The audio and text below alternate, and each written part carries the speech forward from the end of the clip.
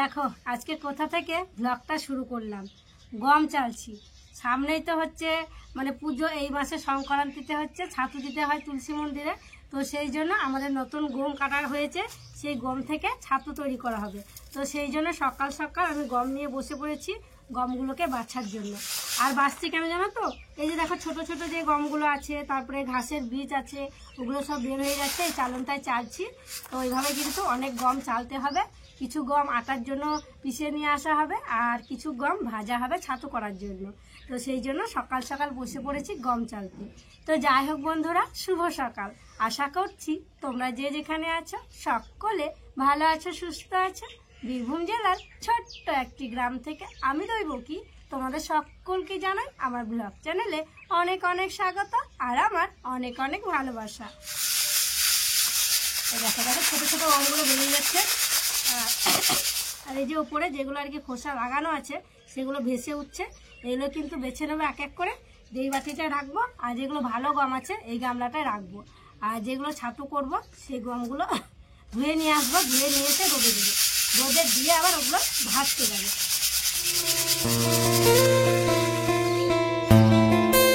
আর আজকের ব্লগটা এত দেরিতে শুরু করার কারণটা কি বলো তো, ওই যে কালকে রাত্রে ঝড় বৃষ্টি হয়েছিল। আর ঝড় বৃষ্টি মানে তোমরা বুঝতেই পারছো যে ঘর দুয়ারের কি অবস্থা হয়। বৃষ্টি হলেও পারা যায়, আর ঝড় হলে এত নোংরা হয় কি বলবো। উঠোনের তো খুবই খারাপ অবস্থা হয়েছিল, একদম পাতা পড়ে ময় হয়েছিল। তার উপরে বৃষ্টি হয়ে পাতাগুলো না চেপে বসে গিয়েছিল। তো ওইগুলো ঝাড়ঝুট দিতে পরিষ্কার করতে না আমার অনেকটাই সময় লেগে গেছিল। তো ওইদিকে ওইসব কাজগুলো করে তারপরে আরও যে কাজগুলো থাকে সেগুলো করে নিয়েছি। তারপরে আমি গম নিয়ে বসেছি গম চালার জন্য। আর তোমাদেরকে বললাম যে ছাতু করার জন্য আর আটা করার জন্য গম চেলে নিচ্ছি। তো ছাতু শুধু গমেরই করব না, সেখানে ছোলাও দিতে হবে। তবে ছোলা তো আমাদের বাড়িতে নেই, ওই ভাজা ছোলা কিনে নিয়ে আসবো। দিয়ে যখন ছাতু পিষতে যাবে তখন একেবারে ওই ছোলা ভাজা নিয়ে চলে যাবে, দিয়ে গম আর ছাতুর ছোলা একসাথে হয়ে যাবে। প্রথমে তো তোমরা দেখলে চালনে করে চাললাম, তবে কি জানো তো, ওই যে খোসা খোসা মতো যেগুলো পাতলা ওগুলো না থেকেই যাচ্ছিল, চালনে ভালোভাবে বাছা হচ্ছিল না। তো ভাবলাম কুলোই করে ঝেড়ে নিই, তাই দেখো কুলোই করে ঝাড়তে শুরু করলাম। তো গামলায় যে গমগুলো দেখছো সব গমগুলো কুলোই এভাবে ঝেড়ে নেব। জৈবকী গমগুলোকে পাচড়ে ধুয়ে নিয়ে এলো, তারপরে দেখো সিঁড়ি পরিষ্কার করতে শুরু করেছে এখন। কি বলবো বন্ধুরা, কালকে সন্ধ্যেবেলা হঠাৎ করে এমন ঝড় এলো, মানে কত নোংরা চলে এসছে জানো। আর ওপরে যে ধানগুলো রাখা ছিল যেগুলো ভানিয়ে নিয়ে এসছে, ওগুলো তো অনেকদিন ধরে ছিল। আর তোমরা তো জানোই আমাদের বাড়িতে ইঁদুরের কেমন অত্যাচার, যে অনেক ধান আর কি খেয়ে খোসাগুলো পড়েছিল, সেগুলো ঝাড় দিয়ে নামানো হয়নি আমার আর কি। তো ভাবলাম যখন এমনিতে বাইরের ধুলো কিচকিচি বালি এসছে আর বাসের পাতাও কিছু এসছিল, সেগুলো আগে ধরে ফেলে দিয়েছি। তো সেই জন্য ভাবলাম যে সিঁড়িটা ভালো করে ঝাড় দিয়ে পরিষ্কার করে নিই, তাই ঝাড় দিতে শুরু করলাম। আর ওপরে গিয়েছিলাম গমগুলো মেলতে, গমগুলো মেলে দিয়ে এলাম তালাইয়ের মধ্যে। চালগুলো মেলতে হবে জানো তো, তখনই দেখলাম না সিঁড়িটা অবস্থা খুব খারাপ। হ্যাঁ, আর চালগুলো কালকে তো কিছুই রোদ পাইনি, মেলা মাত্রই তো মেঘ মেঘ করতে লাগলো, দিয়ে আর রোদই হয়নি, দিয়ে চালগুলো শোকায়নি। তো চালগুলো এখন দেবো না, ছাদটা একটু গরম হলে তখন চালগুলো মেলে দিয়ে আসবো। সিঁড়িটা আগে পরিষ্কার করে ঝাড় দিয়ে নিই। আর সিঁড়ি নোংরা হয়ে থাকলে না সামনেখানে আমার একদম ভালো লাগে না। সবসময় চাই সিঁড়ি ফাঁকা থাকবে, পরিষ্কার থাকবে। আর এই সিঁড়িটার জন্য আমাদেরকে প্রত্যেক দিন বকুনি খেতে হয়। কি জানো তো, ওরা জল খাবে জলের বোতল সিঁড়িতে রেখে দেবে, চা খাবে চায়ের কাপ সিঁড়িতে রেখে দেবে, এমনটা করে। আমি বলি যে সিঁড়ি সবসময় ফাঁকা রাখবা, সামনে থেকে এসে সিঁড়িটা মানুষে দেখবে, সিঁড়িতে যদি গ্যাঞ্জাম হয়ে থাকে একদম ভালো লাগে বলো? তো এইগুলো তো এটা ওটা ঝোলা ব্যাগ ঝুলিয়ে রেখে দেবে, সেটা আমার একদম পছন্দ লাগে না। আর যতই আমি সিঁড়ি ফাঁকা করি না কেন, সেই সিঁড়ি ভর্তি হয়েই যাবে। এই দেখো এখনই সব ফাঁকা করলাম, তো একটু পরেই দেখবো জলের বোতল, তারপরে গ্লাস, চায়ের কাপ, এইসবগুলো হাজির হয়ে যাবে। এত বলেও না ওদের মানে স্বভাবটা যাবে না, অভ্যাস, ওদের অভ্যাস হয়ে গেছে সিঁড়িতে রাখা। জল খাবে গামলা থেকে নিয়ে, কিন্তু জলের বোতলটা আর গামলায় রাখবে না, সিঁড়িতে রেখে দেবে টুক করে। দেখো কত ধানের তুষ, আগে তো আরো ফেলে দিয়েছি। 2 কিলো ধান বোধহয় নষ্ট হয়েছে ইঁদুরের জন্য। ওই দেখো বস্তায় রাখা আছে তুষগুলো আগেকার। তো চলো ঝাড় দিয়ে নেই, দিয়ে এখন মুছে দেবো। তাহলে ধুলো কিচকিচিগুলো আর থাকবে না। সিঁড়িগুলো ঝাড় দিয়ে পরিষ্কার করলাম, তারপরে চলে এলাম উনুন শালটা পরিষ্কার করব বলে। আর এই যে রুদ্র সাইকেলটা দেখছো উনুন শালে রাখা আছে। ওই যে কালকে দুপুরে যখন মেঘ করেছিল, একটু একটু বৃষ্টি পড়ছিল, আমি রান্না করছিলাম, তখন রুদ্র সাইকেলটা উনুন শালে রেখেছিলাম। তো তখন থেকে উনুন শালেই ছিল, রাত্রে আর ঘরে রাখা হয়নি। তো যাই হোক, সাইকেলটা বের করে উনুনের ছাইটা তুলে নিলাম। আর উনুনের ছাই তুলেই আমি গেছিলাম স্নান করতে। আর স্নান করে এসে ওই যে ঠাকুর সেবা দিয়ে দিয়েছি, তারপরে বসলাম সবজি কাটার জন্য। আজকে এঁচোড়ের তরকারি হবে, তাই এঁচোড়টা কেটে নিচ্ছি। প্রথমে ফাটিয়ে নিলাম, দিয়ে একটু রেখেছিলাম জানো তো, ওই যে আঠা বের হয় সেই জন্য। তো আঠাটা একটু ঝরে গেল, তারপরে আবার কাটতে শুরু করলাম। আর এই এঁচোড়টা কালকে দিদি নিয়ে এসেছিল, ওই যে ভাগ্নিকে নিয়ে স্কুলে গেছিল তখন নিয়ে এসেছিল। তবে কালকে আর করিনি, কারণ কালকে দিদির আস্তে আস্তে আমি কি কি রান্না বান্না করব সেগুলো সব ঠিকঠাক করা হয়ে গিয়েছিল। তাই আজকেই দেখো করব, তাই কাটতে শুরু করলাম। আর তেলের বোতল নিয়ে এসেছি, মানে এঁচোড় মানে তো বুঝতেই পারছো, হাতে একটু সর্ষের তেল নিতেই হবে। তাই হাতে সর্ষের তেল নিয়ে এঁচোড়টা কাটতে শুরু করলাম। আর এখানে আলু নিয়ে এসেছি, তারপরে ওই যে আমাদের লাজনের ডাঁটা ছিল সেগুলোও নিয়ে এসেছি।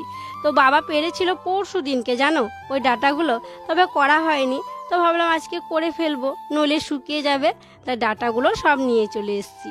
তো আগে এঁচোড়টা কেটে নেব, তারপরে একটু হলুদ দিয়ে আর কি ভিজিয়ে রাখবো জলে, দিয়ে তখন বাকি সবজিগুলো কেটে নেব।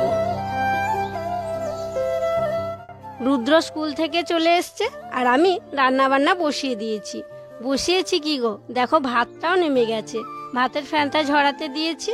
আর ওদিকে ডাঁটা চচ্চড়িটা করা হয়ে গেছে। আর বাড়িতে এক প্যাকেট চিড়ে ভাজা আনা ছিল, রুদ্র এখন সেটাই খাচ্ছে। তবে অনেকক্ষণই হলো ও স্কুল থেকে এসে ওর স্নানও হয়ে গেছে, দিয়ে আমার কাছে এসছে, চিড়ে ভাজা খাচ্ছে আর আমাকে বলছে, মা তুমি একটু খাও, তুমি একটু খাও। তো আমি বলছি না, আমি খাবো না। আর কি জানো তো, যখনই আমি রান্না করব ও যদি কিছু খায় উনুন শালে আমার কাছে নিয়ে চলে আসবে, একটু নাও একটু নাও তাই বলবে। তো এতবার করে বললো, তাই আমিও দেখো একটু নিয়ে নিলাম। আর ওদিকে এখন আমি এঁচোড়টা রান্না করব, তো সেই জন্য সব কিছু ওদিকটায় ঠিকঠাক করে নিচ্ছি। এঁচোড় রান্না করার জন্য দেখো কড়াইয়ে তেল দেওয়ার পর দুটো এলাচ দিয়েছি। আর এলাচটা ভেজে নেওয়ার পর তেজপাতা দিলাম, দিয়ে পেঁয়াজ কুচি দিয়ে দিলাম। আজকে আরও যে জিরে ফোড়ন লঙ্কা ফোড়ন দিইনি, বুঝলে, আজকে একটু অন্যরকমভাবে আর কি করলাম। তো পেঁয়াজটা এখন ভালো করে ভেজে নেব। তারপরে মশলা বাটা আছে, আর আজকে জানো মশলাটা মিক্সিতেই বেটে নিয়েছিলাম, কারণ ওই যে মশলা দিয়ে ডাঁটা ভাজা করেছি। আর এই যে এঁচোড়ের মশলা অনেকটাই মশলা বাটতে হয়েছে, তো সেই জন্য এই বড় বাটিটাতেই হয়ে গেছে। আর তোমরা তো দেখেছিলে আমরা একটা ছোট বাটি কিনে নিয়ে এসেছিলাম, তবে ওই বাটিটা জানো তো আবার খারাপ হয়ে গেছে, ওটাতে বাটা হচ্ছে না। তো সেই জন্য যখন মানে অল্প মশলা বাটি তখন আমি শিলেই বেটে নিই, আর বেশি হলে তখন ওইটাতে বাটি, বড় বাটিটায়। তো যাই হোক দেখো এদিকে মশলা দিয়ে দিয়েছি, এখন মশলাটা ভালো করে কষানো হয়ে গেছে। আর ভেজে রাখা এঁচোড় আর আলুগুলো দিয়ে দিলাম, এবার ভালো করে কষিয়ে নিয়ে জল দিয়ে দেবো। আর এদিকে দেখো কালকে ঝড় বৃষ্টিতে কি অবস্থা হয়েছে, সব কিছু পুরো ওলট পালট হয়ে গেছে। এই যে আমাদের খড়ের পালুইটা দেখছো, এই পালুয়ের অনেকটা মাথার খড় জানো ঝড়ে উড়ে চলে গেছে, আর উড়ে গিয়ে নিচে পড়ে আছে, মানে চারিদিকে পড়ে আছে, উঠোনে পড়েছিল, আবার এই দিকটায় পিছন দিকটায়। তোমরা তো দেখেছিলে যে পালুইটা আরও উঁচু ছিল, মানে ওপরের যে খড়গুলো ছিল সব পড়ে গেছে। রুদ্রর বাবা অনেকক্ষণ থেকেই খড়গুলো নিয়ে দেখো জড়ো করছে, তবে খড়গুলো সকালবেলায় তোলা হয়নি, কারণ ভেজা ছিল জানো তো। তো খড়গুলো ভেজা যদি থাকে পালুই দিলে তো নষ্ট হয়ে যাবে, সেই জন্য উল্টো পাল্টা করে শুকিয়ে নিয়েছে, দিয়ে এখন পালুইয়ের ওপরে দিয়ে দেবে। আর রুদ্রর বাবা যেই জায়গাটায় দাঁড়িয়ে আছে যেন প্রচণ্ড পিঁপড়ে, ও দেখো কাজ করতে করতে ওকে একদম পিঁপড়েতে ছেঁকে ধরেছে, তো সেই জন্য পাটা নিয়ে ওই রকম করছে।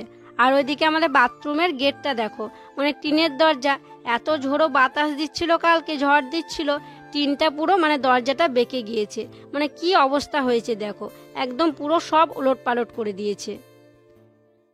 আমার রান্না বান্না হয়ে গেছে, আর আমি চলে এলাম হাঁড়ি কড়াইগুলো মেজে নেওয়ার জন্য। আর এদিকে রুদ্র বাবারও কাজ হয়ে গেছে, তাই দেখো ও চলে এলো স্নান করার জন্য, কারণ এখনই স্নানটা করতে হবে, নইলে ওই যে একটু পরে জলটা চলে যাবে। তো হাঁড়িটা আমি আগেই মেজে নিয়েছিলাম, তারপরে পেতে দিয়েছিলাম, কারণ জল চলে যাওয়ার সময় হয়ে গেছে। তাই রুদ্র বাবাকে বললাম হাঁড়ির জলটা রেখে এসো, তারপরে তুমি স্নান করো। তোমার স্নানের জল যদি ছিটে পড়ে তাহলে ওই জলটা আর খাওয়া যাবে না। সেই জন্য জলটা ও রেখে এলো, তারপরে দেখো আবার এলো স্নান করার জন্য।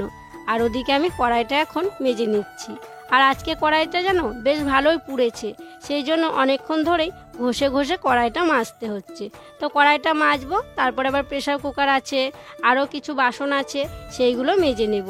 আর এদিকে দেখো রুদ্রর বাবা কেমন ঠান্ডা ঠান্ডা জলে স্নান করছে। সত্যি এই কলের জলটা খুব ঠান্ডা থাকে এই টাইমে, জানো তো। তো যাই হোক চলো, ওর যখন স্নান হয়ে গেল এবার তো খেতে দিতে হবে।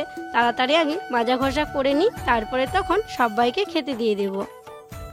আমি হাঁড়ি কড়াই মাজছিলাম, আর তোমরা তো দেখলে রুদ্র বাবা স্নান করে এলো। আর দেখো এসেই খাওয়া শুরু করে দিয়েছে। আর আজকে ভাত খেতে দিয়েছে দিদি। এদিকে মা বসে আছে, আর এদিকে দেখো ভাগ্নি রুদ্র বাবা বসে আছে। আজকে ডাটা কেমন লাগছে রুদ্র? খেয়েছ? হ্যাঁ খাওনি? আজকে দিতে লাগছে বাবা? আর একদিন মানে সিদ্ধ কম হয়েছিল, সেই জন্য কেমন কেমন লাগছিল। আর আজকে একদম নরম করে সিদ্ধ করেছি। আর এঁচড় কেমন লাগছে অনুসয়া? রুদ্র তো এঁচড়ের মশলা বাটা সেন শুনে বলছে মা আমাদের চিকেন রান্না হয়েছে আজকে। আমি বলছি হ্যাঁ আমাদের গাছ পাঠা রান্না হয়েছে। ওটাও তো একটা মাংস হলো বলো, গাছ পাঠা। খাও বাবু খাও। খাওয়া দাওয়া করার পর বাসনগুলো ধুয়ে মা ছেলেতে একটু শুয়েছিলাম।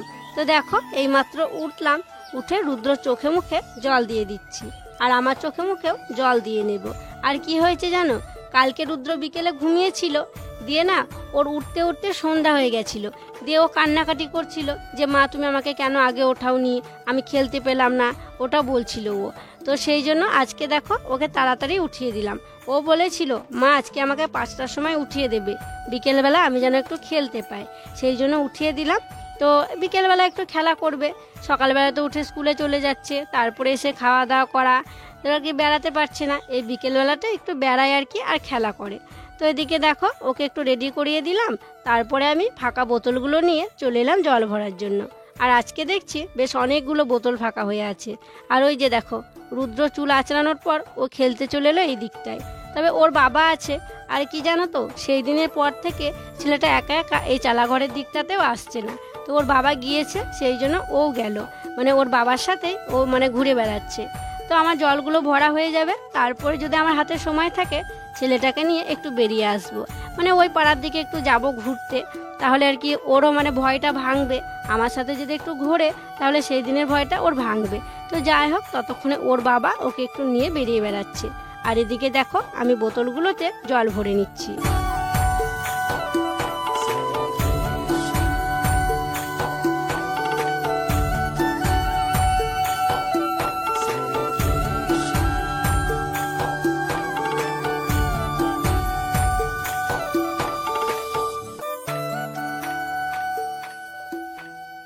বিকেলে সমস্ত কাজকর্ম হলো, তারপরে জানো তো কদিন থেকে ভাবছি ওই যে ব্লাউজ, তারপরে মায়ের নাইটি, বাবার লুঙ্গি নিয়েছি, ওগুলো সেলাই করতে যাব, কিন্তু সময় আর হচ্ছিল না। তো আজকে কাজকর্ম সারার পরে একটু হাতে সময় আছে, তো ভাবলাম চলো আজকেই যাই সেলাই করে নিয়ে আসি। তাই দেখো প্যাকেটের মধ্যে সব কিছু নিয়ে নিয়েছি। আর দুটো ননদ যাচ্ছে আর রুদ্র যাচ্ছে সাথে। তো চলো যাই সেলাই করতে দিয়ে আসি। তবে আজকে দেবে না, সঙ্গে সঙ্গে যায় না, 2 দিন পর দেবে। তো যাই হোক যেদিন দেবে বলবে সেদিন গিয়ে নিয়ে আসবো। সেলাই করতে দিয়ে চলে এলাম, আর বললো যে পরশু দিনকে ওইগুলো দেবে। তারপরে এসে দেখছি অনেকটাই বেলা আছে, এখন সন্ধে হতে একটু দেরি আছে। তাই এসে দেখো এই যে আমাদের সরস্বতী তলার সামনে একটু বসলাম। এখানে অনেকেই দাঁড়িয়েছিল, তো আমি আর ননদে এসে একটু বসলাম সবার সাথে একটু গল্প করব বলে। আর কি হয় জানো তো, গ্রামে তো সবাই সারাদিন কাজকর্মতেই আর কি ব্যস্ত থাকে, এই সন্ধ্যের আগে একটু সময় পাই গল্প করার জন্য। তো সেই টাইমটা একটু সবাই এই যে বাড়ির বাইরে এসে গল্প করে। তো ওখানে অনেকক্ষণই আর কি বসেছিলাম। আর ওই যে দেখো দিদি কিন্তু এখন ওখানটায় দাঁড়িয়ে আছে। এদিকে সন্ধ্যা হয়ে গেছে, তো আমি বাড়ি চলে এলাম। বাড়ি এসে কাপড় ছেড়ে নিয়েছি, দিয়ে দেখো সন্ধেবাতি দেবো, তাই টাইম কলে জল নিলাম, হাত পা ধুলাম, ধুয়ে এখন দোয়ার ঘরে জল দিয়ে দিচ্ছি। আগে বাইরের দিকগুলোতে দিলাম, তারপরে দেখো উঠোনে চলে এলাম। উঠোনে যে জায়গায় মারুলি দিই সেই জায়গায় জল দিয়ে দিচ্ছি। ধানের তলাতে দিলাম, তারপরে দেখো উনুন সালে যেখানে আর কি মারুলি দিই সেখানটায় দিয়ে দিচ্ছি। তুলসী মন্দিরে দিলাম, মনসাতলার ওখানে দিলাম, গোয়াল ঘরে দিলাম, মানে এই সমস্ত জায়গাগুলোই জল দিতে হয়। তারপরে দোরগোড়ায় দিয়ে ঘরে দিয়ে আর কি দেখো প্রদীপ ধূপকাঠি ধরিয়ে নিয়েছি, দিয়ে চলে এলাম তুলসী তলায়। তবে গাছ তোমরা এখন দেখতে পাচ্ছ না, ছোট ছোট গাছ বেরিয়েছে, সেগুলো এখন বড় হয়নি বলে দেখা যাচ্ছে না। তো আর কয়েকদিন বড় হবে তখন তোমরা দেখতে পাবে। তুলসী মন্দিরে দেখানোর পর দেখো চলে এলাম ধানের তলার কাছে। আর এই যে রুদ্র সাইকেলটা দেখো আছে, তবে ঘরে রাখতে হবে। তো যাই হোক বন্ধুরা, চলো এখানে দেখিয়ে দিয়ে ঘরে নিয়ে গিয়ে বসিয়ে দেব। তাহলে আজকের মতো এখানেই বিদায় নিচ্ছি গো। তোমরা সকলে ভালো থেকো, সুস্থ থেকো। আর যারা নতুন বন্ধু হয়ে আমার এই ভিডিওটি দেখছো তাদেরকে আমার পাশে থাকার জন্য অনুরোধ করছি। আর যারা পুরনো বন্ধু হয়ে আমার পাশে আছো তাদেরকে আমার অসংখ্য অসংখ্য ধন্যবাদ আর অনেক অনেক ভালোবাসা। দেখা হবে আবার পরবর্তী ব্লগে।